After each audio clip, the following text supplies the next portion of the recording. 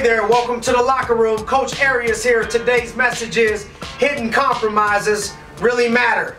Hidden compromises really matter. Let's tend to them today. So what I wanted to do is I'm going to start off, and I got to read this because those of you close to me know that I can never pull off saying all these intelligent words like this. So this came out of a book, but I couldn't say it in my own words. I had to read it to you. So a paragraph of this I got to read real quick to you. Okay, it said, a tiny, almost imperceptible flaw led to great drama in nearly a catastrophic flight of United Airlines 232 from Denver to Chicago on July 19, 1989.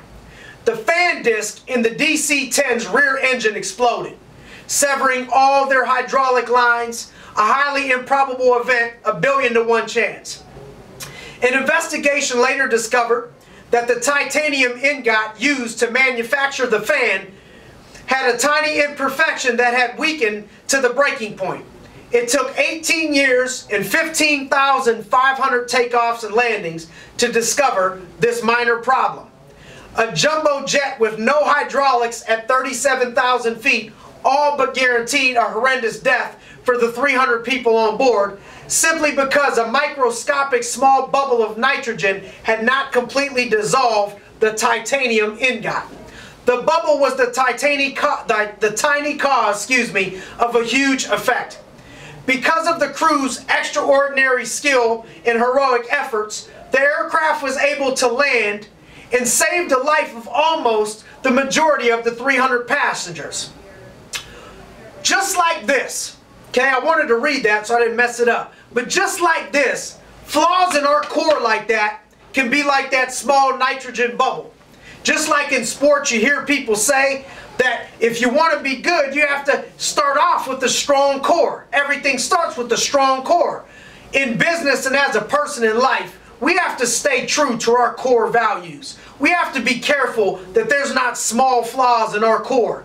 They might not even show up. They might be real small for a long time, but in the end, mounting pressure on top of pressure, you'll find out oftentimes the figures that we see that crack in business or in sports started out with these small things. So how do we avoid this? How do we improve at this? Because nobody is without fault. If you're out there and you're saying, yeah, I got some flaws, join the club. So do I. I'm not walking in perfection. I'm doing my best, but we all walk with construction barrels on. So how can we get better at this? Number one, I think you need to find some friends that are going to offer you real feedback. Not friends that are yes men and yes women, but like real friends that'll tell you about yourself. Now, we might not always want to hear it, but real friends will give you real feedback. That's number one. Number two, how about people, if you're in business, how about the people that you're providing leadership to? Some people would say people below you. I don't think anybody's below us or below me or below anybody. But the people that you are providing leadership to, when's the last time you asked them for honest to God feedback on what you can do better? How you can improve? Step three, another thing. How about self-feedback? How about give yourself just a second to look in the mirror and evaluate who you are, what you stand for, and what you need to improve in. Once you do those things, the last step is to have the discipline to change it and tend to it now. Don't ignore it. That's the scariest thing. Everybody walks. A lot of people walk in a situation where they got to improve. Everybody has their own things.